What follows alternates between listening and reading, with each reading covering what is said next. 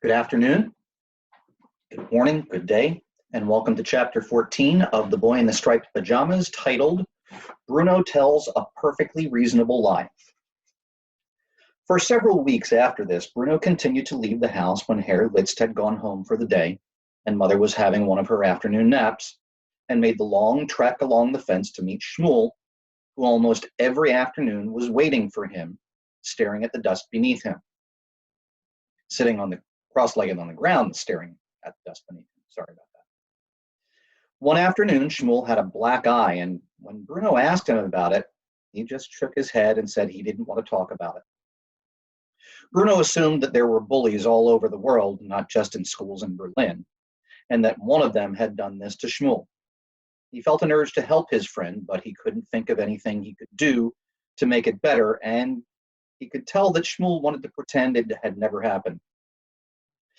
Every day, Bruno asked Shmuel whether he would be allowed to crawl under the wire so that they could play together on the other side of the fence, and every day Shmuel said no, it wasn't a good idea. "I don't know why you're so anxious to come across here anyway," said Shmuel. "It's not very nice." "Oh, you haven't tried living in my house," said Bruno. "For one thing, it doesn't have 5 floors, only 3. How can anyone live in so small a space as that?" He'd forgotten Shmuel's story about the 11 people all living in the same room together before they had come to Outwith, including the boy Luca, who kept hitting him even when he did nothing wrong. One day, Bruno asked why Shmuel and all the other people on the other side of the fence wore the same striped pajamas and cloth caps. "That's what they gave us when we got here," explained Shmuel.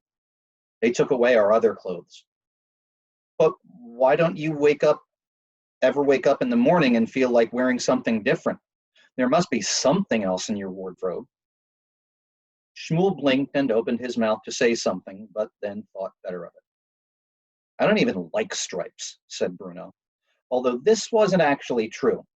In fact, he did like stripes, and he felt increasingly fed up that he had to wear trousers and shirts and ties and shoes that were too tight for him, when Shmuel and his friends got to wear striped pajamas all day long. A few days later, Bruno woke up, and for the first time in weeks, it was raining heavily. It had started at some point during the night, and Bruno even thought that it might have woken him up, but it was hard to tell because once he was awake, there was no way of knowing how that had happened. As he ate his breakfast that morning, the rain continued. Through all the morning classes with Herr Litzt, the rain continued. While he ate his lunch, the rain continued. And while they finished another session of history and geography in the afternoon, the rain continued. This was bad news, for it meant that he wouldn't be able to leave the house and meet Shmuel. That afternoon, Bruno lay on his bed with a book, but found it hard to concentrate. And just then, the hopeless case came in to see him. She didn't often come to Bruno's room, preferring to arrange and rearrange her collection of dolls constantly during her free time. However, something about the wet weather had put her off her game, and she couldn't face playing it again just yet. "What do you want?" asked Bruno. "That's a nice welcome," said Gretel. "I'm reading," said Bruno. "What are you reading?" she asked him. Rather than answer, he simply turned the cover towards her so that she could see for herself. She made a raspberry sound through her lips, and some of her spit landed on Bruno's face. "Boring," she said in a sing-song voice. "It's not boring at all," said Bruno. "It's an adventure. It's better than dolls, that's for sure." Gretel didn't rise to the bait on that one. "What are you doing?" she repeated, irritating Bruno even further. "I told you I'm trying to read," he said in a grumpy voice. "If some people would just let me." "I've got nothing to do," she replied. "I hate the rain." Bruno found this hard to understand. It wasn't as if she ever did anything anyway, unlike him, who had adventures and explored places and had made a friend. She very rarely left the house at all. It was as if she had decided to be bored simply because on this occasion she didn't have a choice about staying inside. But still, there are moments when a brother and sister can lay down their instruments of torture for a moment and speak as civilized human beings, and Bruno decided to make this one of those moments. I hate the rain too, he said. I should be with Shmuel by now. He'll think I've forgotten him. The words were out of his mouth quicker than he could stop them, and he felt a pain in his stomach and grew furious with himself for saying that. You should be with who? Asked Gretel. What's that? Asked Bruno, blinking back at her. Who did you say you should be with? She asked again. I'm sorry, said Bruno, trying to think quickly. I didn't quite hear you. Could you say that again? Who did you say you should be with? She shouted, leaning forward so that there could be no mistake this time. I never said I should be with anyone, he said. Yes, you did. You said that someone will think you've forgotten them. Pardon? Bruno, she said in a threatening voice. Are you mad? He asked, trying to make her think that she had made it up entirely. Only he wasn't very convincing, for he wasn't a natural actor like grandmother, and Gretel shook her head and pointed a finger at him. What did you say, Bruno? She insisted. You said there was someone you should be with. Who was it? Tell me. There's no one around here to play with, is there? Bruno considered the dilemma he was in. On one hand, his sister and he had one crucial thing in common. They weren't grown-ups. And although he had never bothered to ask her, there was every chance she was just as lonely as he was at Outwith.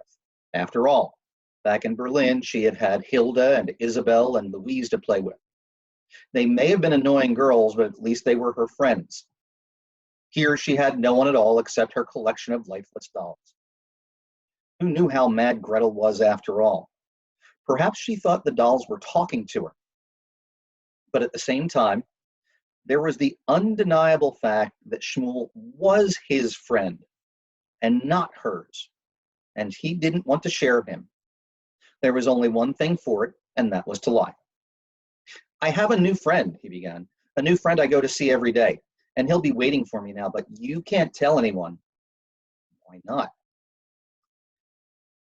Because he's an imaginary friend, said Bruno, trying his best to look embarrassed, just like Lieutenant Kotler had when he had become trapped in his story about his father in Switzerland. We play together every day. Gretel opened her mouth and stared at him before breaking into a laugh. An imaginary friend, she cried. Aren't you a little old for an imaginary friend? Bruno tried to look ashamed and embarrassed in order to make his story more convincing. He squirmed on the bed and didn't look her in the eye, which worked a treat and made him think that perhaps he wasn't such a bad actor after all. He wished that he could make himself go red, but it was difficult to do that, so he thought of embarrassing things that had happened to him over the years and wondered whether these would do the trick. He thought of the time he had forgotten to lock the bathroom door and grandmother had walked in and seen everything. He thought of the time he had put his hand up in class and called the teacher mother, and everyone had laughed at him. He thought of the time he had fallen off of his bicycle in front of a group of girls when he was trying to do a special trick and cut his knee and cried. One of them worked and his face started to go red. Look at you, said Gretel, confirming it. You've gone all red. Because I didn't want to tell you, said Bruno. An imaginary friend. Honestly, Bruno, you're a hopeless case. Bruno smiled because he knew two things. The first was that he had got away with his lie, and the second was that if anyone was the hopeless case around here, it wasn't him. Leave me alone, he said. I want to read my book. Well, why don't you lie down and close your eyes and let your imaginary friend read it to you, said Gretel, delighted with herself now, because she had something on him and she wasn't going to let it drop in a hurry. Save you a job. Maybe I should just send him to throw all your dolls out of your window, he said. You do, and there will be trouble, said Gretel. And he knew that she meant it. Well, tell me this, Bruno. What do you and this imaginary friend of yours do together that makes him so special? Bruno thought about it. He realized he actually wanted to talk about Shmuel a little bit, and that this might be a way to do it without having to tell her the truth about his existence. We talk about everything, he told her. I tell him about our house back in Berlin and all the other houses and the streets and the fruit and the vegetable stalls and the cafes and how you shouldn't go into town on a Saturday afternoon unless you want to get pushed from pillar to post, and about Carl and Daniel and Martin and how they were my three best friends for life. How interesting, said Gretel sarcastically, because she had recently had a birthday and turned 13 and thought that sarcasm was the very height of sophistication. And what does he tell you? Well, he tells me about his family and the watch shop that he used to live over and the adventures he had coming here and the friends he used to have and the people he knows here and about the boys who he used to play with, but he doesn't have anymore because they disappeared without even saying goodbye to him. He sounds like a barrel of laughs, said Gretel. I wish he was my imaginary friend. And he told me yesterday that his grandfather, hasn't been seen for days, and no one knows where he is. And whenever he asks his father about him, he starts crying and hugs him so hard that he's worried he's going to squeeze him to death. Bruno got to the end of the sentence and realized that his voice had gone very quiet. Those were things that Shmuel had told him, but for some reason he really hadn't understood them at the time. How sad that must have made his friend. When Bruno said them out loud himself, he felt terrible that he hadn't tried to say something to cheer Shmuel up, and instead had started talking about something silly like exploring. I'll say sorry for that tomorrow, he told himself. If Father knew that you were talking to imaginary friends, you'd be in for it, said Gretel. I think you should stop. Why? Asked Bruno. Because it's not healthy, she said. It's the first sign of madness. Bruno nodded. I don't think I can stop, he said after a very long pause. I don't think I want to. Well, all the same, said Gretel, who was becoming friendlier and friendlier by the second. I'd keep it to myself if I were you, Bruno. Well, said Bruno, trying to look sad, you're probably right. You won't tell anyone, will you? She shook her head. No one, except my own imaginary friend. Bruno gasped. Do you have one? He asked, picturing her at another part of the fence, talking to a girl her own age, the two of them being sarcastic together for long hours at a time. No, she said, laughing. I'm 13 years old, for heaven's sake. I can't afford to act like a child, even if you can. And with that, she flounced out of the room, and Bruno could hear her talking to her dolls in the room across the hall and scolding them for getting themselves into such a mess while her back was turned, that she had no choice but to rearrange them. And did they think she had nothing better to do with her time? Some people, she said loudly before getting down to work.